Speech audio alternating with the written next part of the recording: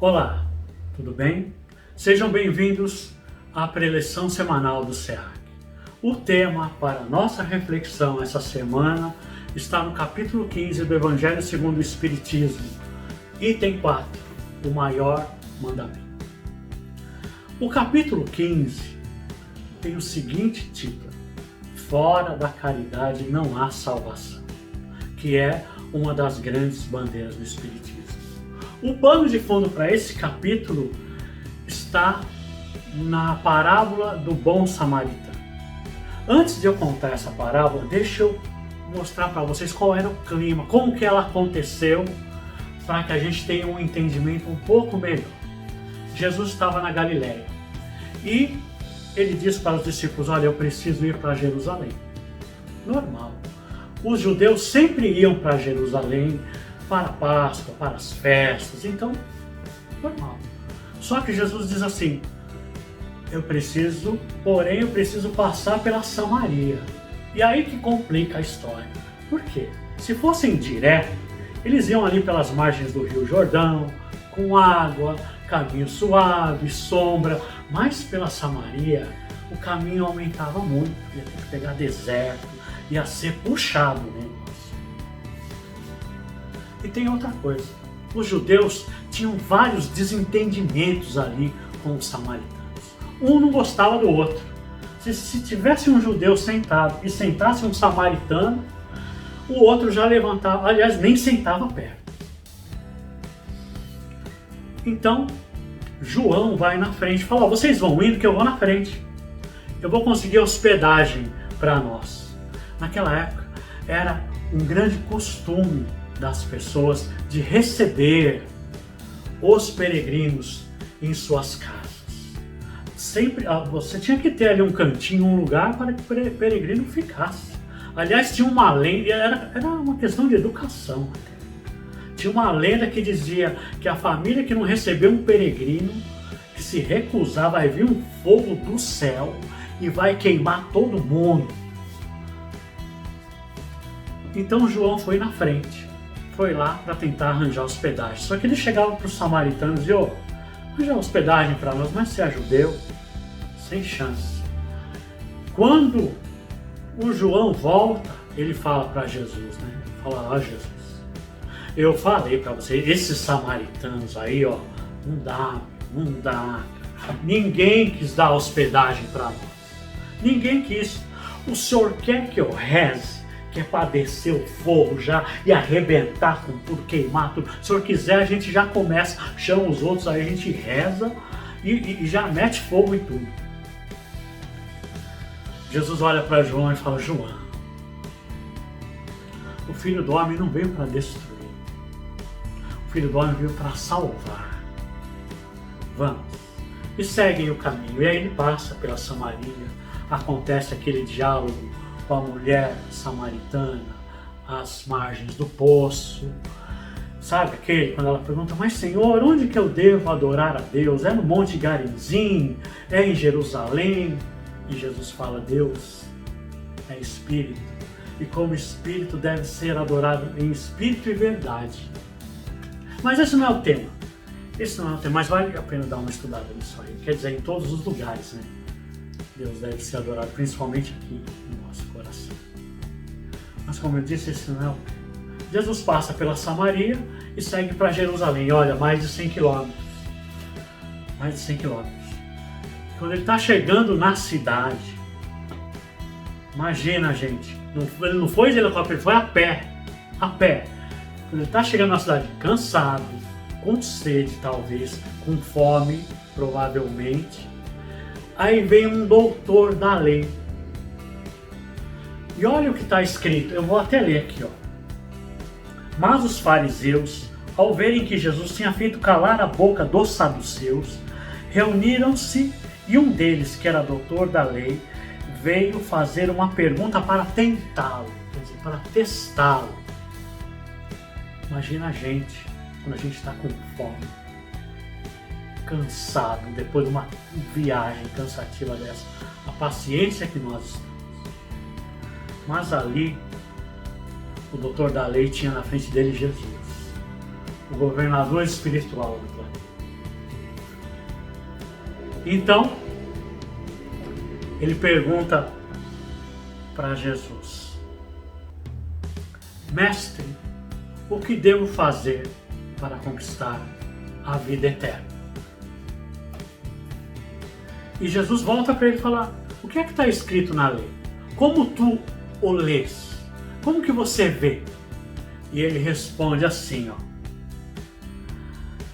amareis ao Senhor vosso Deus de todo o vosso coração, de toda a vossa alma, de todas as vossas forças e de todo o vosso espírito.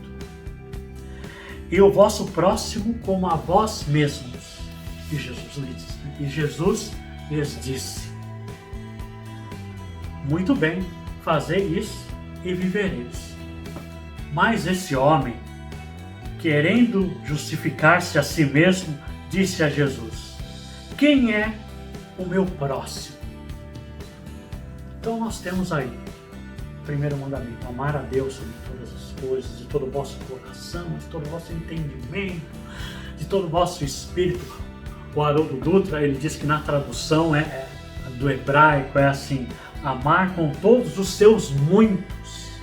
Amar a Deus com todos os seus muitos, quer dizer, com todas as suas possibilidades mentais, emocionais, financeiras, com todos os seus muitos.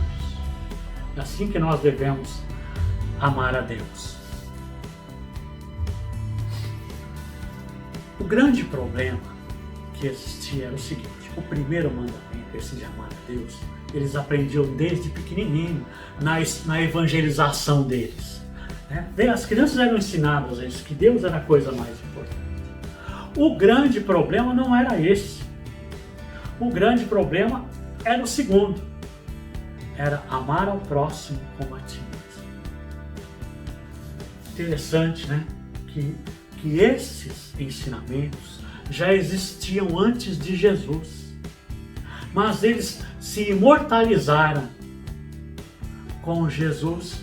Por quê? Porque Jesus não só falou, eles deixaram de ser letra morta. Aliás, tudo que era letra morta tornou-se comportamento, tornou-se prática, exemplo na vida de Jesus. Voltando, o grande problema não era o primeiro mandamento, era o segundo. Por quê?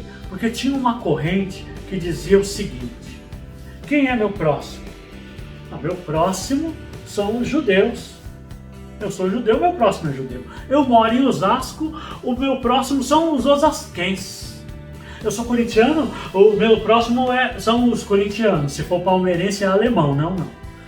Então era restrito, ali tinha uma corrente que dizia que o próximo, que o irmão, era apenas o povo judeu, aqueles que eram da mesma nacionalidade. Mas tinha uma outra corrente, apesar de ser menor, que dizia o seguinte: não, nosso próximo é todo mundo. Todo mundo, olha, lembra quando Abraão recebeu os peregrinos que vieram de outras terras? Então, o próximo é todo mundo. Então, quando o doutor da lei pergunta para Jesus, fala assim: quem é o meu próximo? Ele estava a fim de polemizar. Porque se Jesus fala uma coisa, ele fala outra. E os judeus, os fariseus, especialmente, viviam esse lance de ficar discutindo o tempo todo, dias, às vezes semanas, debatendo em cima de um ensinamento. Só que ali, como eu disse, estava Jesus. E Jesus, o que ele faz? Ele conta uma história, uma parábola. Quando você conta uma história, você tira o foco para trazer para algo um pouco maior. Tira o foco. Então Jesus conta a parábola do bom samaritano. O bom é frisado, porque eu já falei que eles tinham várias rixas. Ele conta uma parábola assim, mas eles não sabiam que era do bom samaritano.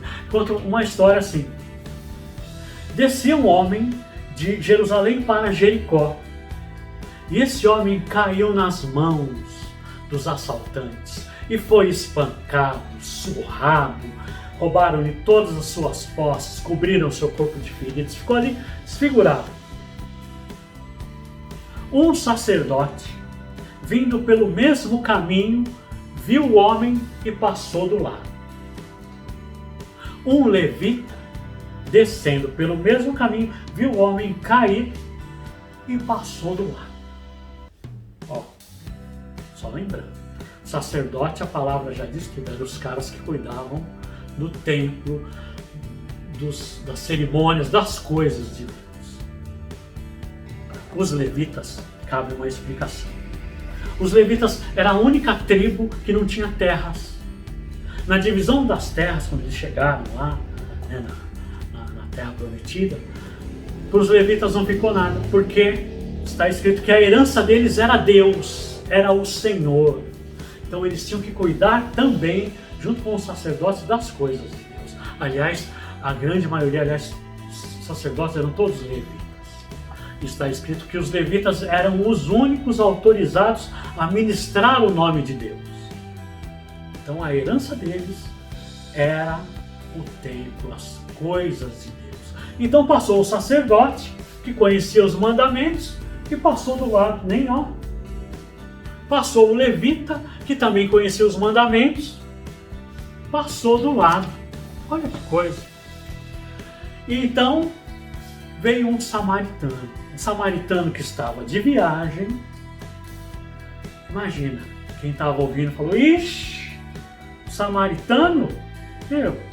Ele passou, tropeçou, chutou, cuspiu em cima. Esse aí, ó, é zica esse cara. Veio um samaritano e, movido de íntima compaixão por aquele homem, desceu do cavalo, limpou suas feridas, colocou vinho, que era um antisséptico, colocou azeite nas suas feridas para umedecer, e à toa colocou ele em cima do cavalo, levou para uma hospedaria, deixou ele lá, passou o cartão, falou: passa meu cartão aí, né, cobra mais aí, depois se tiver mais algum gasto, cuida dele. Se tiver mais algum gasto aí, eu passo aí e pago. Vocês lembram qual era a pergunta do doutor da lei? Quem é meu próximo? Olha a pergunta que Jesus volta para ele depois dessa história. Quem se tornou o próximo daquele que caiu nas mãos dos assaltantes? Gente, você imagina a cara do João primeiro, né? A cara do João falou: pô, eu tava querendo mandar fogo nos caras. E a cara do doutor da lei, então, quando ouviu essa história? Pô, meu adversário, assim, ele não conseguiu falar. O doutor da lei não conseguiu falar, não. O cara é o samaritano aí que foi o próximo. Ele não falou, ele não conseguiu. Quando Jesus pergunta para ele: quem se tornou o próximo daquele que caiu nas mãos dos ladrões? O doutor da lei deve ter falado: então, né? O próximo foi aquele que se usou de compaixão para com o homem. E Jesus disse: vai e faz o mesmo. Sensacional, sensacional. Merece um estudo aprofundado essa parábola. Então vamos refletir a respeito dessa parábola. E eu pergunto, e me incluo nesta pergunta também: quem somos nós na parábola do bom samaritano? Quem sou eu na parábola do bom samaritano? Eu sou o sacerdote que conhece, que fala e não faz nada quando vê alguém precisando, ó, desvia? Eu sou o levita que auxilio, que entendo das coisas, e também quando eu vejo alguém precisando, eu, ó, não, eu sou o samaritano, eu vou lá e... Quem eu sou?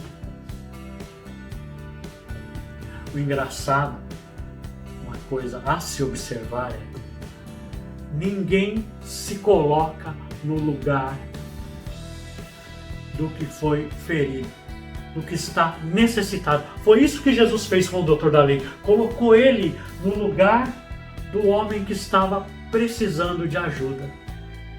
Porque ele pergunta, quem é que se tornou o próximo daquele que caiu nas mãos dos bandidos?